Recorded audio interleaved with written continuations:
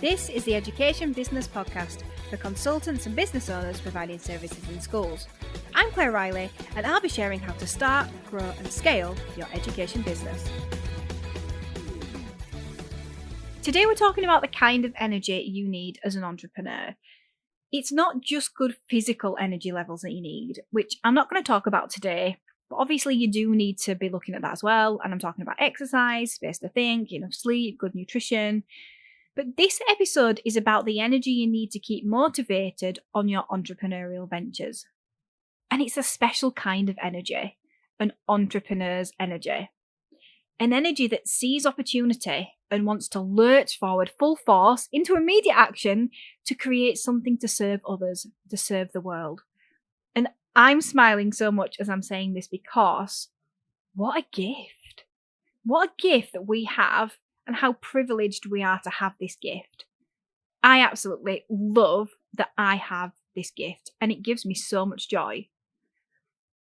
I'm experiencing one of these deep-rooted, passionate, purpose-driven lurches right now. And I'll let you know soon what I'm doing about it. It won't be in this episode. So this special energy needs to be taken care of and nurtured. Because after all, not many people around you in your day-to-day lives have this type of energy because it's really special. And so they don't often understand it or appreciate its significance. So you need to be its protector and allow it to bubble inside of you because the entrepreneur's energy is tied up strongly with belief that things can change, that the world can be better, and that you can be rewarded for doing something that you love. So it takes a lot from deep inside of you, and so your awareness of how to keep this energy topped up and flowing over is essential. It's really easy to get burned out if you don't keep yourself balanced on this really fine line. And if you've been a teacher before, and I know a lot of my listeners have been teachers before, I feel like it's even easier to fall into the burnout trap as it's likely that you've been there before. And we can bring all of our bad habits and our workaholic do everything for yourself tendencies into business. As entrepreneurs, it's common to feel, a burst of energy and a passion to drive into something that creates value. But because of this, it doesn't take much to get frustrated or disheartened when things slow down for us, and then we can lose that energy to keep up the momentum of our projects. So what do we need to be aware of then to protect this really special energy? And how can we make sure that it's at its peak?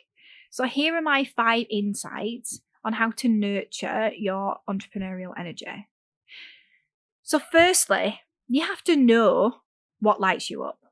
What is it that makes you want to jump out of bed in the morning?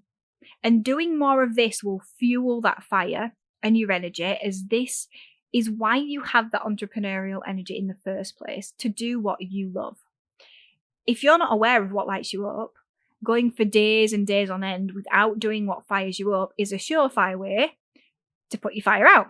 And there's a lot of fires right there that are dead. If your work is full of glorified admin work because you've created yourself an admin job, which is a common thing to do, it really is, and I did the same, then it's the same thing. You're going to wonder why you set the business up in the first place, and then you're going to long for the good old days.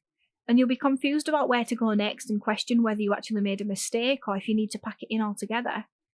So too much admin work can kill an entrepreneur's energy. And if this is you, then get help. Secondly, you have to be relentless. And this can't be half-hearted. You have to feel like you are a dog with a bone. And people around you need to feel that coming from you as well. And I'm talking to the point where you feel like you might be annoying people, which is how I feel quite a bit. But nobody else will relentlessly have this energy for your big idea, only you. And so the energy needs to come from you. And as you grow your business, you're going to need more of it to feed the team. So the energy is going to need to flow even faster. So you've got to start getting clear on what specifically you need to do to keep being relentless, to keep that relentlessness up. To protect yourself, you've got to know the answer to this question. If you lose your relentlessness, how are you going to get it back? This is not an answer that I can give you because we're all different, but knowing the answer to this is going to help you recover quickly if you feel like this special energy is dwindling. So I will carry out some self-inquiry around this, about what you specifically need. For me, if I'm feeling quite drained in terms of like inspiring entrepreneurial energy, then, a walk alone helps. And creating alone time to reflect, that's what tops me up. Thirdly, you've got to love speed. It's unlikely that the people around you are going to love speed as much as you do. And it's normal for you to want things to be done yesterday. And while obviously that's not possible, it's really easy to fall into the trap of allowing things to slow down too much. And this is something that I've really struggled with as I've grown a team. When you ask for speed, there can be panic and undue panic. And when you know how important speed is and you need to deliver on it, but then you're actually in the minority, yet the one with the final say, it's easy, to perceive that maybe you're disliked for driving speed, but you mustn't let this speed element go. You've kind of got to stand up for the speed. It's your job to understand its importance and then educate others in the right way on this. Don't give in and let this go, because speed is always important. And I'm not talking about stupidly fast so the wheels fall off, but fast enough to keep the energy moving. Always hold that need for speed. Fourth, you need a cause to believe in. And this is one of the places that will keep you producing more energy so that you don't run out. It's like this well inside you. This is what drives you. The cause that's bigger than your business idea.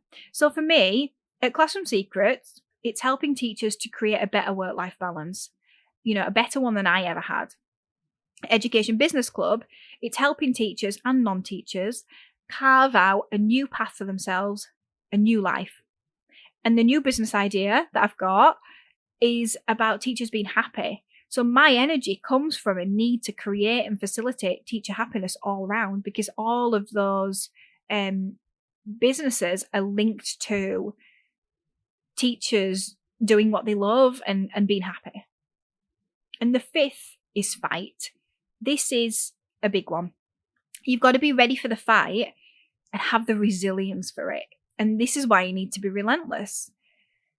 And it's why it's so tiring as well, and why you need to understand what it is that tops up your energy levels for you to keep going. So what is it then that you actually need to fight for? Firstly, imperfection. Which sounds silly, right? But it's okay for your business to be a phase of something and then a phase of something else. You have to get it started instead of waiting for months for it to be perfect. Sometimes you don't even need anybody to help you. You just need to do it yourself the imperfect way to get it off the ground, and then let the experts come along and make it better after. You're going to need to fight the opposition, which sounds really strong, but these are the people sometimes who are working on the project with you. They could be freelancers, they could be family, or they could even be colleagues. But you have to make sure that the opposition provides fair challenge. So there should be some opposition, but it's not too strong for you to handle so that things stop moving. You've got to make sure that you're all moving forward instead of going around the houses. You need to be able to withstand the resistance that you might come up against. Remember how I talked about resilience? That's why you need that. And this skill comes from working on yourself and knowing exactly what your dream is and being convinced of why it's adding value and why it's a worthy business idea. You're going to need to fight against the people who want to slow it down, the people who have negative things to say, like you can't do it. So my accountant in my first year of business, I'm not with them anymore, told me that Classroom Secrets would never work. He was a school governor, and he told me that schools couldn't afford it and that teachers would never pay for it themselves. Even though there was another company, a few companies actually, who were already doing it. And funnily enough, I didn't ask him for his advice. He just gave it to me. There'll be people who say there's not enough potential clients in the sector, or people will never buy this. And I'm not saying that you should ignore these things. It is important to work to find out if they're true, verify your thoughts and their thoughts. But comments like this, especially unwarranted advice, can really mess with your belief, which then affects your energy, which is what you need to be successful. And the last thing that you need to fight is the brakes being put on your ventures, and that can happen for a number of reasons. So you'll probably kind of glean from this episode that it's absolutely exhausting trying to keep this energy flowing. And this is a thing that you really need to do to be able to keep driving things forward. And so it's why you need to protect this flow of energy to stay motivated. You've just got to break the mold and be willing to do that over and over and over again and be that person that people might find a bit odd or dislike a little bit because the pressure is on. And in a way, it's like we have to be comfortable living in our own little worlds and being careful on how we let the outside world influence us. So this week, I want you to consider how you can increase and protect your entrepreneurial energy. And before I go, I just wanted to let you know that I've opened up my call calendar again for January and February. Maybe you've been listening for a while. Maybe you've heard about Education Business Club, but you're not sure how it can help you. Well, this is just a really good opportunity to jump on a call with me and we'll have a bit of a chat. We can chat through your business and just find out, if it's a good fit for you, but also talk about where you could go next in your business. And so if you are interested in that, then you will find the links to my call calendar in the show notes. And I'm really looking forward to having a chat with you. Thank you for listening to the Education Business Podcast. To get more information to grow your business, sign up at educationbusinessclub.co.uk.